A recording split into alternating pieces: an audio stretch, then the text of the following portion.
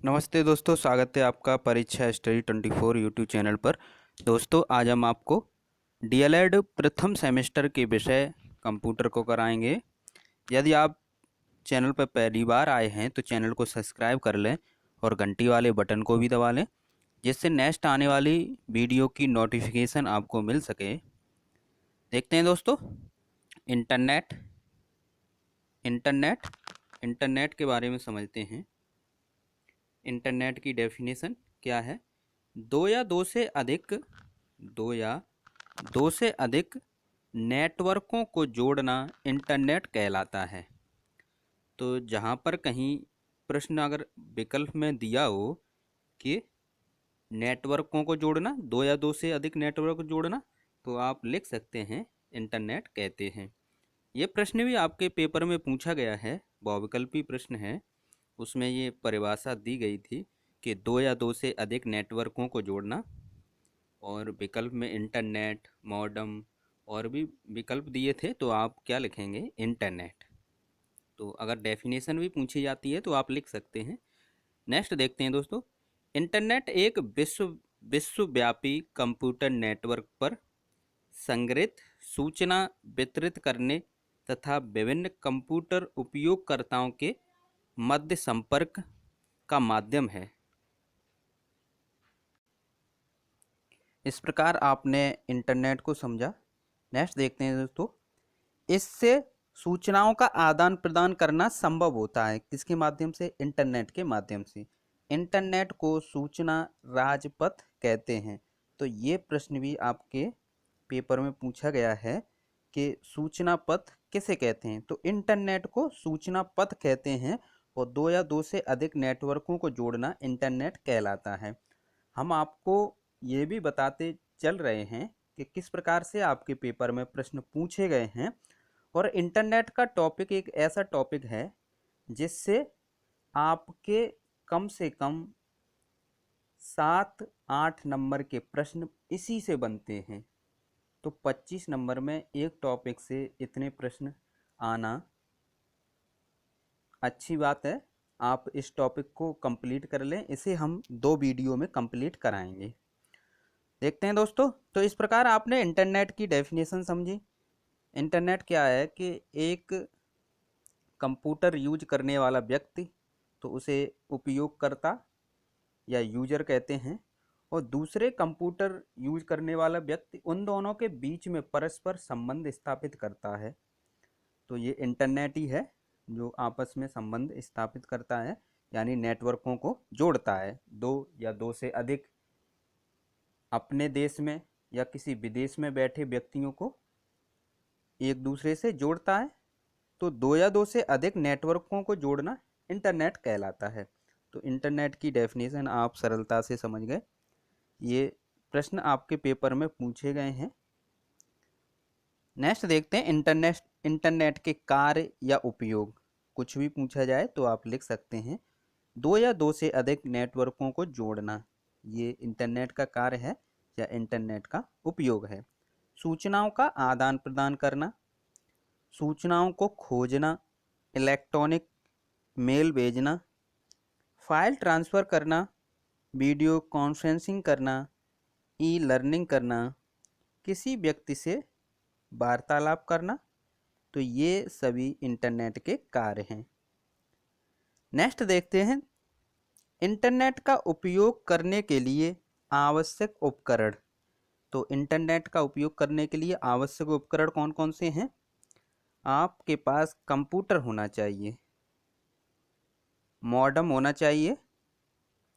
Modem में क्या है?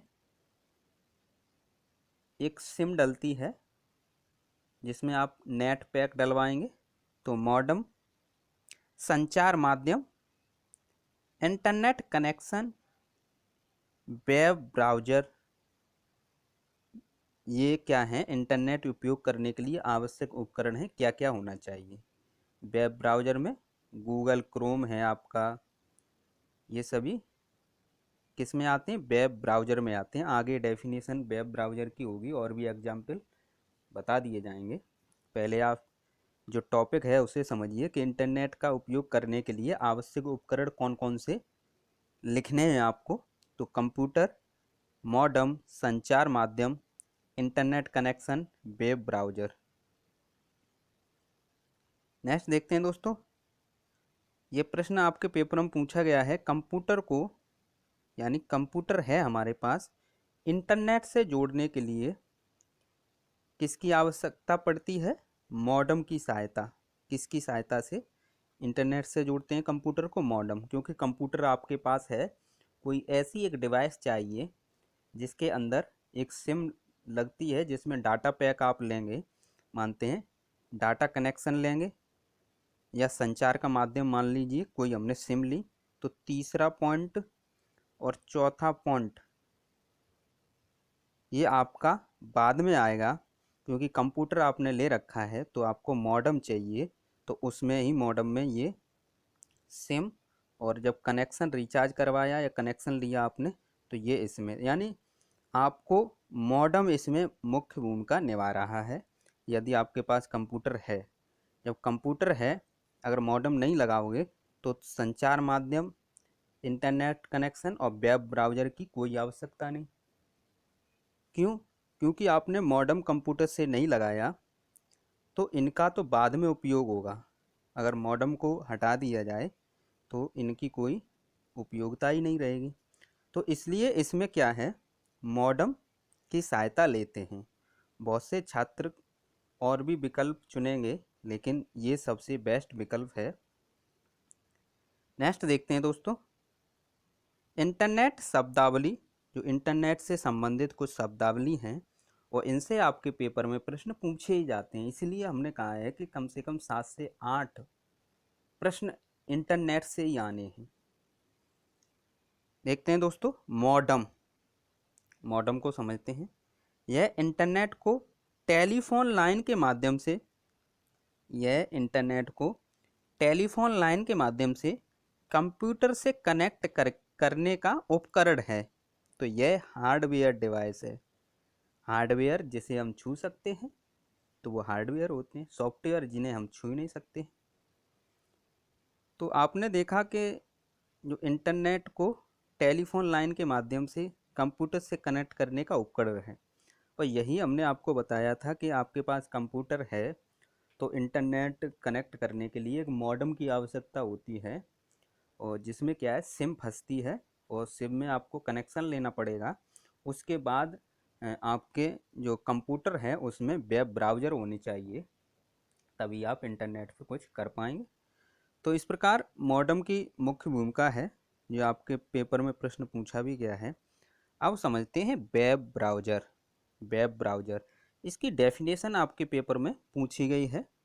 तो वेब ब्राउज़र का उपयोग वेब पेज और HTML फाइलों तक पहुंचने के लिए किया जाता है।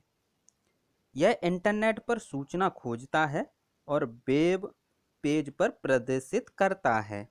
तो ये आप लिख सकते हैं, वेब ब्राउज़र का उपयोग वेब पेज और HTML फाइलों तक पहुंचने के लिए किया जाता है। यह इंटरनेट पर सूचनाएं खोजता है और वेब पेज पर प्रदर्शित करता है। आप इतना भी लिख सकते हैं। अगर आपको इतना याद रहे कि वेब ब्राउज़र किसे कहते हैं, तो यह इंटरनेट पर सूचना खोजता है और वेब पेज को प्रदर्शित करता है। उदाहरण में आप देखेंगे, गूगल क्रोम है, मोजिला फायरफॉक्स है, इंटरनेट एक्सप्लोरर है। तो यहाँ पर एक प्रश्न आपके विकल्प में ये भी पूछा गया था कि इंटरनेट एक्सप्लोरर क्या है? तो ये क्या है? वेब ब्राउज़र है। इंटरनेट एक्सप्लोरर वेब ब्राउज़र है। तो ये आपके विकल्प में प्रश्न पूछा गया था। तो इस प्रकार आपने वेब ब्राउज़र को समझा कि यह इंटरनेट पर सूचनाओं को खोजता है और वेब पेज पर प्रदर्शित करता है। नेक्स्ट देखते हैं दोस्तों, वेब ब्राउज़र का मुख्य कार्य वेब पेज को खोलना है। तो ये भी प्रश्न आपके 1 नंबर में पूछा गया था कि वेब ब्राउज़र का कार्य बताइए। तो वेब ब्राउज़र का कार्य क्या है? वेब पेज को खोलना। नेक्स्ट देखते हैं सर्च इंजन। सर्च इंजन, ये भी आपके पेपर में पूछा गया है। डेफिनेशन देखते हैं। सर्च इंजन का उपयोग इंटरनेट पर उपलब्ध सूचनाओं को सर्च करने के लिए किया जाता है। यह इंटरनेट पर केवल सूचनाएं खोजता है। यानी सर्च इंजन का उपयोग इंटरनेट पर उपलब्ध सूचनाओं को सर्च करने में किया जाता है। जैसे गूगल है, याहू है, बिंग है, ये सभी क्या हैं? ये सभी क्या हैं? सर्च इंजन हैं। ये सभी क्या हैं? सर्च इंजन हैं। नेक्स्ट देखते हैं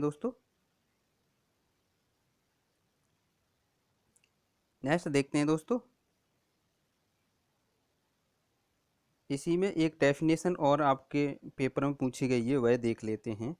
वह वेबसाइट जिसकी सहायता से अन्य वेबसाइट का पता लगाया जाता है उसे सर्च इंजन कहते हैं। यह डेफिनेशन आपके पेपर में पूछी गई थी विकल्प में कि वह वेबसाइट जिसकी सहायता से अन्य वेबसाइट का पता लगाया जाता है उसे क्या कहते हैं? तो उसे सर्च इंजन कहते हैं।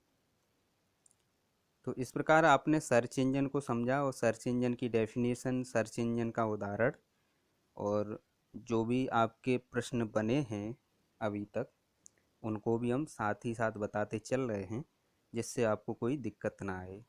और हम जितने भी पुराने पेपर हुए हैं, लगभग 5 साल के पुराने पेपर हल करा रहे हैं, उन्हें ज़रूर करें, क्योंकि उनसे आपको क्या है, एक तो ये पता पड़ेगा कि आपको पेपर में कितना लिखना है और कैसे लिखना है, अपनी उत्तर पुस्तिका में किस प्रकार लिखना है। तो जब लिखने का तरीका आपको पता पड़ जाएगा तो आपको टाइमिंग की कोई दिक्कत नहीं होगी, क्योंकि 25 नंबर का पेपर 1 घंटे में करना है 18 प्रश्न और 50 नंबर का पेपर 2 घंटे में करना है 40 प्रश्न।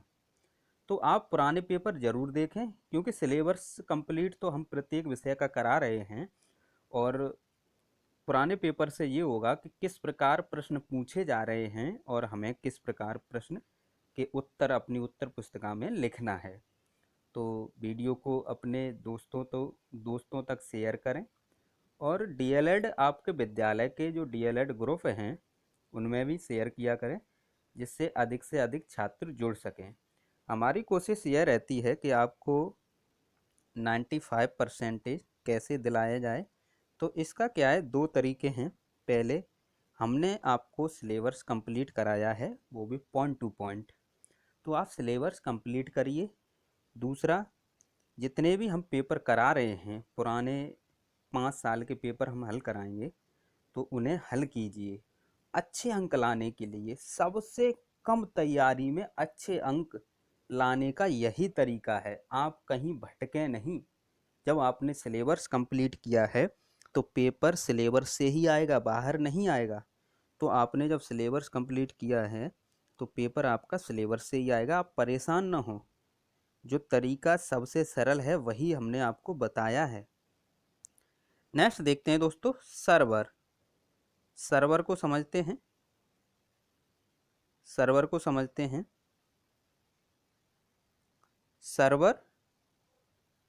सर्वर का नाम सर्व शब्द से लिया गया है, जिसका अर्थ है परोसने वाला।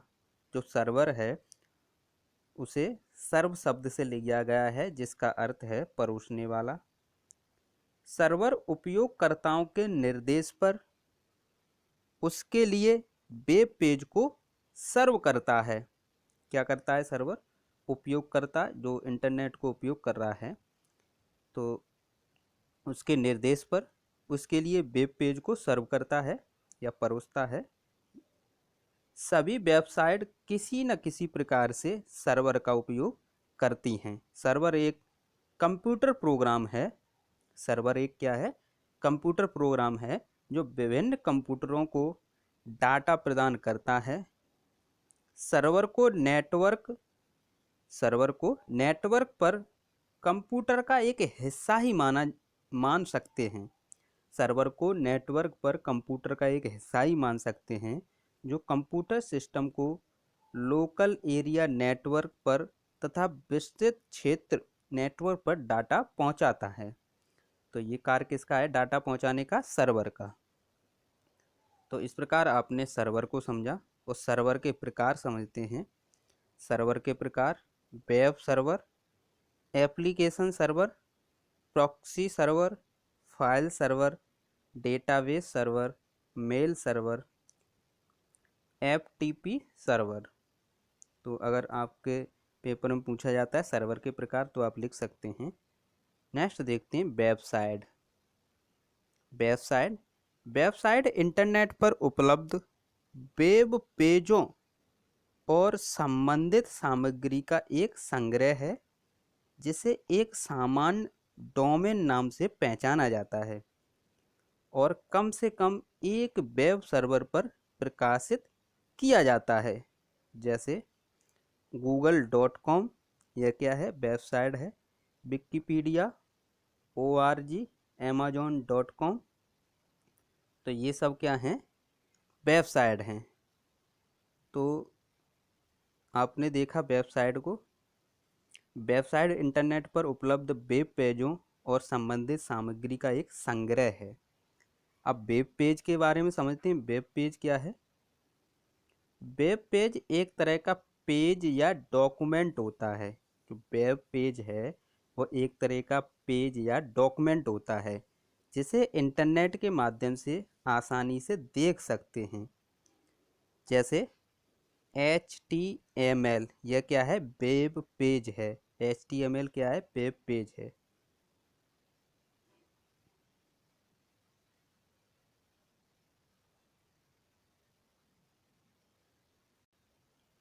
सॉरी, HTML एक कंप्यूटर भाषा है।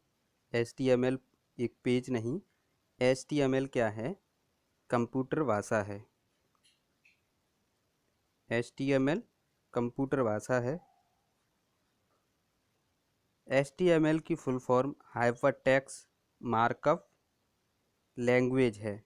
ये फुल फॉर्म आपके पेपर में पूछी गई है। HTML hypertext markup language. तो HTML एक कंप्यूटर भाषा है। इसका उपयोग ऐप तथा वेबसाइट बनाने के लिए किया जाता है। HTML किसी वेब ब्राउज़र में प्रदर्शित किए जाने वाले डॉक्यूमेंट के लिए स्टैंडर्ड मार्कअप भाषा है। तो HTML क्या है, कंप्यूटर भाषा है। इसकी फुल फॉर्म पूछी गई है। नेक्स्ट देखते हैं हाइपरलिंक। हाइपरलिंक हाइपरलिंक या लिंक HTML टेक्स्ट का वह भाग है जिसमें किसी अन्य पेज या वेब पेज का पता दिया होता है। हाइपरलिंक पर क्लिक करके या हाइपरलिंक पर क्लिक करने पर कंप्यूटर हमें उस पेज या वेब पेज पर ले जाता है। तो जो लिंक वीडियो वगैरह की हम भी सेंड करते हैं वो हाइपरलिंक ही होती है या लिंक होती है। URL uniform resource locator. तो जितने भी फुल फॉर्म हैं और ये पूछी भी जाती हैं, आप इन्हें याद ज़रूर करें। तो URL के बारे में समझते हैं। URL यह इंटरनेट पर उपलब्ध सूचनाओं का पता लगाता है या पता बताता है तथा उस सूचना के प्रोटोकॉल एवं डोमेन नाम को भी दर्शाता है। तो URL का क्या है, यह इंटरनेट पर उपलब्ध सूचनाओं का पता बताता है तथा उस सूचना के प्रोटोकॉल एवं डोमेन को भी दर्शाता है। जैसे http://www.yahoo.com। तो इसमें HTTP क्या है, हाइपर टेक्स्ट ट्रांसफ़र प्रोटोकॉल है जिसका उपयोग कर वर्ल्ड वाइड वेब पर yahoo.com नामक वेबसाइट पर जा सकते हैं। तो आपने देखा तो URL के बारे में। तो ये एक URL है। नेक्स्ट देखते हैं HTTP hyper text transfer protocol. ये क्या है, इसे समझते हैं। यह इंटरनेट पर प्रयुक्त एप्लीकेशन स्तर का प्रोटोकॉल है जो वेब पेज के प्रसारण का निर्धारण करता है। तो HTTP की फुल फॉर्म है हाइपर टेक्स्ट ट्रांसफ़र प्रोटोकॉल। यह इंटरनेट पर प्रयुक्त एप्लीकेशन स्तर का प्रोटोकॉल है जो वेब पेज के प्रसारण का निर्धारण करता है। टीसीपी या आईपी, पहले इसकी फुल फॉर्म देखते हैं। ट्रांसमिशन कंट्रोल प्रोटोकॉल, और आईपी मतलब या फिर इंटरनेट प्रोटोकॉल। यह नियमों का एक समूह है जो इंटरनेट कैसे कार्य करता है यह निर्णय करता है। यह दो कंप्यूटरों के बीच सूचना स्थानांतरण और संचार को संभव करता है। तो इस प्रकार आपने टीसीपी या आईसी को समझा। नेक्स्ट देखते हैं दोस्तों, अपलोड। ये डेफिनेशन है आपके पेपर में पूछी गई हैं, तो ये इम्पोर्टेंट भी हैं, ये आपके सिलेबस से रिलेटिव है, तो इन्हें आप याद करें, कॉपी में लिखें। अपलोड समझते हैं, एक स्थानीय कंप्यूटर से दूर स्थित दूसरे कंप्यूटर पर डाटा स्थानांतरण की प्रक्रिया को क्या कहते हैं? अपलोड कहते हैं। जब हम अपने कंप्यूटर से इंटरनेट द्वारा दूसरे कंप्यूटर को उपयोग करने के लिए फाइल की प्रतिलिपि डालते हैं तो उस फाइल को अपलोड कर रहे होते हैं। डाउनलोडिंग, एक दूर स्थित या सर्वर से एक स्थानीय कंप्यूटर के लिए डाटा हस्तांतरित की प्रक्रिया को डाउनलोडिंग कहते हैं। जब हम अपने कंप्यूटर में इंटरनेट के प्रयोग से दूसरे कंप्यूटर या सर्वर से फाइल की प्रतिलिपि डाल रहे हैं तो उसे डाउनलोडिंग कहते हैं। यानी जब हम दूसरे को भेज रहे हैं तो अपलोडिंग, और स्वयं दूसरे से प्राप्त कर रहे हैं तो उसे डाउनलोडिंग कहते हैं। गेटवे समझते हैं, यह संचार यंत्र या प्रोग्राम है जो दो विभिन्न प्रोटोकॉल वाले नेटवर्कों के बीच डाटा संप्रेषित करता है। यह क्या है? यह संचार यंत्र या प्रोग्राम है जो दो विभिन्न प्रोटोकॉल वाले नेटवर्कों के बीच डाटा संप्रेषित करता है। नेक्स्ट देखते हैं स्पैम। ये आपके पेपर में या विकल्प में पूछा गया है। जब कोई जो हैंकर वगैरह जो हैंग करते हैं तो वो क्या करते हैं, एक मैसेज वगैरह ऐसा भेजते हैं, उसे स्पैम मैसेज कहते हैं। समझते हैं, जो हमारे अवांछित संदेश होता है उसे कहते हैं। तो इस प्रकार ये पूछा भी गया है, इसे समझते हैं। इंटरनेट पर लोगों को संदेश या विज्ञापन बार बार भेजना जिसका उन्हें अनुरोध नहीं किया है, जिसका उन्होंने अनुरोध नहीं किया है उसे बार बार भेजना, तो वो स्पैम कहलाता है। अर्थात अवांछित संदेश या विज्ञापन लोगों के ईमेल बॉक्स में भेजना स्पैम कहलाता है। तो आप समझ गए, आपके में भी ऐसे मैसेज आते हैं कि इस पर क्लिक कीजिए और आपको रिचार्ज फ्री में होगा या ये होगा वो होगा, तो वो कोई धोखेधड़ी हो सकती है, आप ऐसा ना करें। नेक्स्ट देखते हैं आईपी एड्रेस।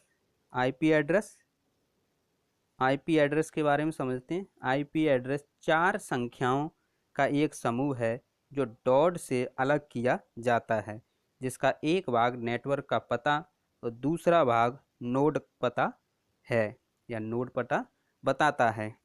देखो, कंप्यूटर की जो लैंग्वेज है या जो आपका कंप्यूटर जो पेपर है, तो वो थोड़ा हार्ड इसलिए हो जाता है कि इसकी लेवल जो भाषा है वो हार्ड है थोड़ी। तो हमारी कोशिश ये है कि कैसे सरल इसे बनाया जाए, ये आपको क्या है, इसकी मेहनत ज़्यादा करनी पड़ेगी, लेकिन हमने जो टॉपिक बनाए हैं उन्हीं में से आएगा, और ये आप पे निर्भर करता है कि आप अपने माइंड में इसे कैसे सेट करते हैं, इसे कैसे याद करते हैं। नहीं याद हो रहा है तो लिख लिख के याद कीजिए, पर आपको याद तो करना पड़ेगा। उदाहरण समझते हैं। आईपी एड्रेस जैसे 202.54.15.178 में 202.54 नेटवर्क एड्रेस है तथा 15.178 नोड एड्रेस है। तो इस प्रकार आपने आईपी एड्रेस के बारे में समझा। नेक्स्ट देखते हैं दोस्तों, डोमेन नाम। यह एक विशेष नाम है जो इंटरनेट साइट की पहचान बताता है। डोमेन नाम क्या है? यह इंटरनेट साइट की पहचान बताता है। किसी इंटरनेट वेबसाइट का यूआरएल के अंत में डॉट के बाद के नाम को डोमेन नाम कहते हैं। डॉट के बाद को, जैसे http://yahoo.com, तो इसमें डॉट के बाद क्या है? कॉम है, तो ये क्या है? डोमेन नाम है। COM क्या है? डोमेन नाम है। तो यहाँ पर बताया था डॉट के बाद डोमेन नाम होता है। यह किसी संस्था या देश को इंगित करता है। फ्लैश। फ्लैश यह छोटे छोटे एप्लीकेशन प्रोग्राम हैं जो वेब पेज पर चलते हैं तथा सुनिश्चित करते हैं कि फॉर्म ठीक से पूरा हो गया है एवं एनिमेशन प्रदान करते हैं, फ्लैश कहलाते हैं। तो इस प्रकार आपने फ्लैश के बारे में समझा। हैंकर। हैंकर क्या होते हैं? जब एक व्यक्ति अपने व्यक्तिगत लाभ के लिए अन्य व्यक्ति के कंप्यूटर या कंप्यूटर नेटवर्क से गैर कानूनी तरीके से उसे हानि पहुंचाते हैं या हानि पहुंचाने के लिए जानकारी प्राप्त करते हैं, उन्हें हैंकर कहते हैं। तो आप हैंकर के बारे में समझ गए। किसी की कंप्यूटर से चोरी कर लेना कुछ डॉक्यूमेंट, हैंग करके उसकी ईमेल आईडी, या फिर बहुत से आपने देखे होंगे यूट्यूबर, तो उनकी ईमेल आईडी जो पासवर्ड होता है वो हैंग करके और खुद क्या है उससे जो सूचनाएं प्राप्त करनी होती हैं वो सूचनाएं प्राप्त कर लेते हैं। तो इस प्रकार आपने हैंकर समझा। पासवर्ड। पासवर्ड समझते हैं। यह एक गोपनीय कोड होता है जो प्रोग्रामों या ईमेल में प्रवेश नहीं करने देता है। जब हम पासवर्ड डाल देते हैं तो यह गोपनीय कोड होता है जो प्रोग्रामों या ईमेल जो आईडी होती है उसमें प्रवेश नहीं करने देता है। इसके प्रयोग से प्रोग्राम, डाटा, ईमेल आदि सुरक्षित रहते हैं या सुरक्षा प्रदान करते हैं इसके माध्यम से। वायरस। वायरस एक प्रोग्राम है जो हमारे कंप्यूटर सिस्टम में बिना हमारी इच्छा तथा जानकारी के लोड हो जाता है। तो वायरस क्या है? एक प्रोग्राम है।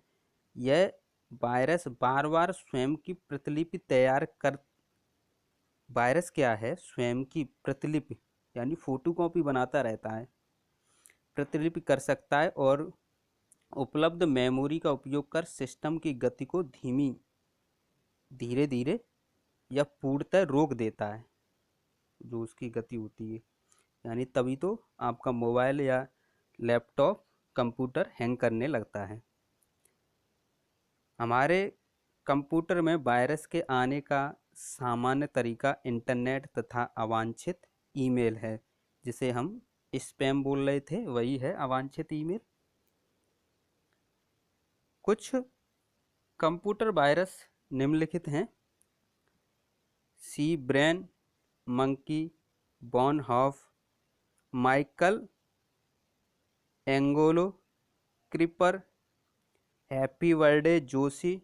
तो ये कुछ आपके वायरस थे। नेक्स्ट देखते हैं एंटीवायरस। एंटीवायरस कौन है? वायरस को नष्ट करने के लिए बनाए गए प्रोग्राम या सॉफ्टवेयर को एंटीवायरस कहते हैं। तो वायरस को नष्ट करने के लिए क्या है? Antivirus. Fishing scam. Fishing scam के बारे में समझते हैं। संवेदनशील तथा गोपनीय व्यक्तिगत जानकारी प्राप्त करने के लिए प्रयास को फिशिंग स्कैम कहते हैं। यानी जब कोई संवेदनशील या व्यक्तिगत गोपनीय जानकारी प्राप्त करता है तो उसे फिशिंग स्कैम कहते हैं। तो इस प्रकार आपने इंटरनेट से संबंधित बहुत सी जानकारी प्राप्त की और ये डेफिनेशनें आपके पेपर में पूछी गई हैं और यहाँ से हम बार बार आपको बता रहे हैं। इंटरनेट टॉपिक ऐसा है जिससे 7-8 नंबर के प्रश्न पूछे ही जाते हैं। इसे हम 2 पार्ट में कंप्लीट कराएंगे। एक पार्ट ये हो गया, एक पार्ट और आएगा। और यदि आप हमारे विषय अभी तक नहीं देखे हैं तो हमने प्लेलिस्ट में सभी विषय डाल दिए हैं। 10 से 12 वीडियो में हम विषय को कंप्लीट करा देते हैं, यानी कंप्लीट सिलेबस करा देते हैं और पॉइंट टू पॉइंट पढ़ाते हैं। यही हमारा तरीका है जिससे आपके ऊपर जो बोझ है पढ़ाई का वो ना पड़े और सबसे अच्छे नंबर आप ही लाओगे, ये हमारा दावा है। जितने भी छात्र हमसे पढ़ रहे हैं, हम ये दावा करते हैं कि आपके सबसे अच्छे नंबर आएंगे, क्योंकि जो पॉइंट टू पॉइंट पढ़ेगा वही लिख सकता है। और साथ ही साथ आप जो पेपर सॉल्व करा रहे हैं, बस दो ही तरीके हैं, सिलेबस कंप्लीट कीजिए पॉइंट टू पॉइंट, और दूसरा तरीका आपका ये है कि आप पुराने पेपर हल कीजिए, हम स्वयं हल करा रहे हैं। इससे आपको किस प्रकार से प्रश्न पूछे जाते हैं वह पता पड़ेगा, और ये भी पता पड़ेगा कि आपको अपनी उत्तर पुस्तिका में कैसे लिखना है। थैंक यू दोस्तों, वीडियो को शेयर कीजिए, लाइक कीजिए।